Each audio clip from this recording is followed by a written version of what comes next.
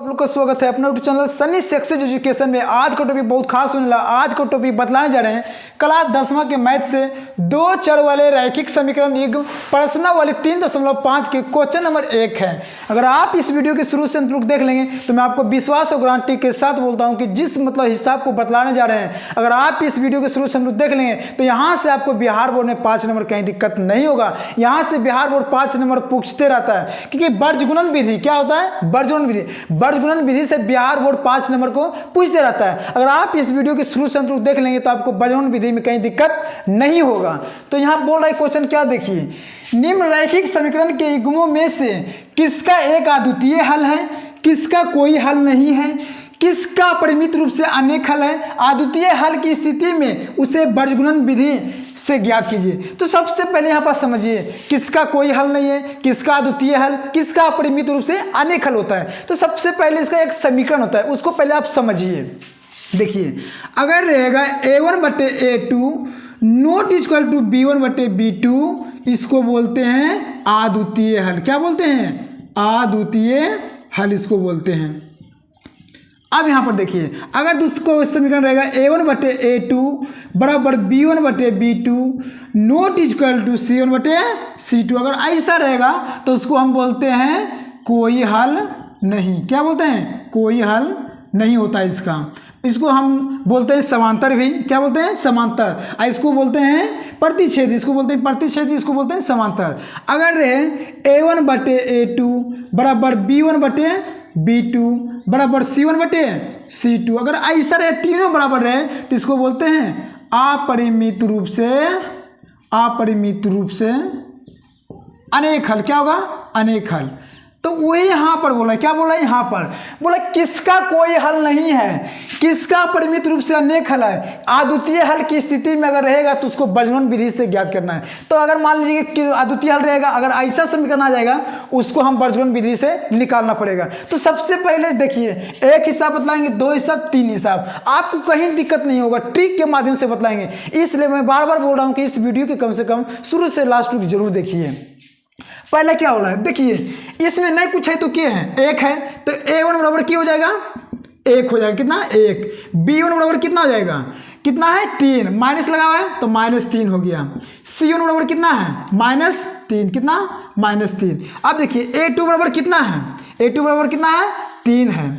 b2 बराबर कितना है? b2 बराबर -9 है। कितना? -9। c2 बराबर कितना है? -2 है, -2। अब इस फार्मूला पर लगा दीजिए। इसका फार्मूला होता है, चेक करने के लिए होता है, a1/a2 बराबर b1/b2 बराबर c1/c2। इस फार्मूला पर लगा दीजिए। देखिए, a1 कितना है? तो 1 है, 1 लिख दीजिए।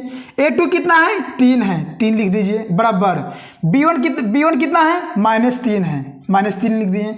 b2 कितना है? -9 है, -9 लिख दिए। बराबर c1 कितना है? तो -3। C2 कितना है? -2। अब देखिए, माइनस माइनस खत्म, माइनस माइनस खत्म, 3 तिया 9।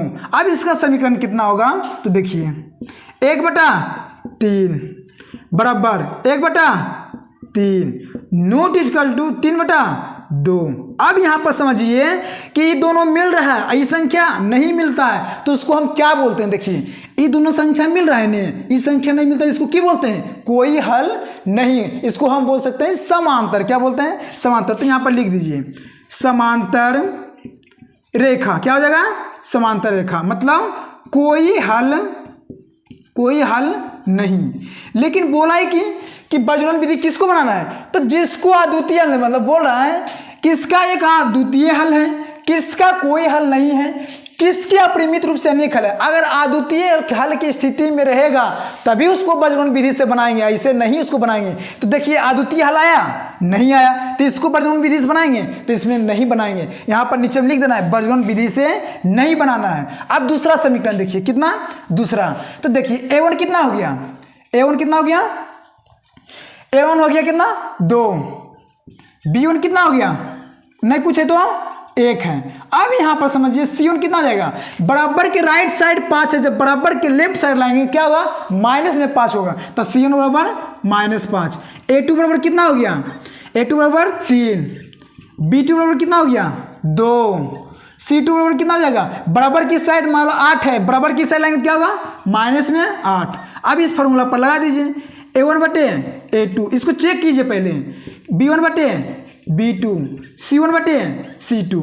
अब देखिए A1 कितना है 2 लिख दीजिए, A2 कितना है 3, बराबर देखिए B1 कितना है 1, B2 कितना है 2, C1 कितना है -5, C2 कितना है -8। देखिए माइनस माइनस खत्म। अब देखिए एक दूसरे से कोई मिल रहा है, देखिए 2/3 बराबर 1/2 बराबर 5/8। नोट इक्वल टू मतलब एक दूसरे से कोई भी संख्या नहीं कट रहा है। अगर जो एक दूसरे संख्या से नहीं कटता उसको क्या बोलते हैं, प्रतिच्छेदी, मतलब अद्वितीय हल बोलते हैं उसको, क्या बोलते हैं, अद्वितीय हल। तो यहाँ पर लिख दीजिए क्या हो जाएगा, अद्वितीय हल, अद्वितीय हल। अब यहां पर समझिए क्या बोला था कि जिसका अद्वितीय हल रहेगा उसी को बीजगणन विधि से निकालना है। तो अब यहां पर देखिए अद्वितीय हल आ गया, नहीं जब अद्वितीय हल आ गया अब इसको किस पर निकालना है, तो बीजगणन विधि के सूत्र पर। किस पर, बीजगणन विधि के सूत्र पर। तो सबसे पहले यहां पर देखिए बीजगणन विधि का सूत्र क्या होता है, x बटे होता है B1C2 माइनस B2C1, y बराबर होता है C1A2 माइनस C2A1 होता है, 1 बराबर होता है A1B2 माइनस A2B1 होता है। इस फार्मूला पर सिर्फ जाके सेट कर दीजिए, इसमें x और y का मान निकल जाएगा। देखिए पहले यहां पर देखिए क्या बोला है, बीजगणन विधि के सूत्र, इसी पर हम निकाल देते हैं। देखिए x बराबर क्या, x बराबर तो क्या बोला है B1C2, तो B1 मेरा कितना था, B1 है 1 गुना C2 कितना है, C2 -8 है, माइनस है तो माइनस लीजिए। B2 कितना है, तो B2 कितना है 2 गुना C1 कितना है, तो C1 है -5 बराबर में देखिए y बराबर C1, तो C1 कितना है -5 गुना A2 कितना है, तो A2 है 3 माइनस C2 कितना है, तो C2 है -8 गुना A1 कितना है, A1 कितना है 2 बराबर में देखिए। अब देखिए A1 B2 बोला है, तो A1 कितना है 2, तो 2 गुना B2 कितना मेरा है, तो B2 2 है माइनस A2 कितना है, A2 3 है, कितना 3, B1 कितना है, B1 1 है, 1 लिख दीजिए। सिर्फ जिसना A1 B1 C1 लिखा हुआ रहता है सिर्फ फार्मूला पर सेट कर दीजिए। बीजगणन विधि सबसे आसान ट्रिक है, ये अगर फार्मूला याद रहेगा तो आपको कहीं दिक्कत नहीं होगा। देखिए अब इसको कर देते हैं, x और y का मान निकालना है। देखिए -8 गुना 1 करेंगे तो क्या होगा, -8। अब देखिए माइनस माइनस क्या होता है, प्लस। इसमें नहीं समझिएगा माइनस माइनस प्लस होता है, चिक्का माइनस में रहता नहीं, गुना में क्या होता है, जुट जाता है। तो 5 दूना 10 बराबर देखिए y बराबर माइनस 15 माइनस माइनस प्लस 8 दूनी 16 बराबर देखिए 2 दूनी 4 माइनस 3 गुना 1 करेंगे क्या होगा 3। अब यहां पर समझना होगा, एक बार x 1 के साथ करना है, एक बार y 1 के साथ करना है, तभी ना x और y का मान निकलेगा। तो सबसे पहले x का निकालिए, किसका, x के। तो x बटे कितना हो जाएगा, 10 में से 8 गया तो कितना बचेगा 2। किसके साथ बोले थे करने के लिए, तो इसके साथ 1 के साथ, तो बराबर में कितना हो जाएगा 1/4 में से 3 गया 1। अब तिरछा तिरछी गुना कर दीजिए। x को अगर निकालना है तो 1 के साथ करना होगा, अगर y फिर निकालना है तो y को 1 के साथ करना होगा। देखिए x गुना 1 करेंगे तो क्या होगा x, 2 गुना 1 करेंगे क्या होगा 2, तो इसलिए x बराबर कितना आ गया 2। अब किसको निकालना है, y का मान निकालना है। तो देखिए y बराबर कितना हो जाएगा, 16 में से -15 जाएगा, कितना बचेगा 1 बराबर 1/4 में से 3 गया 1।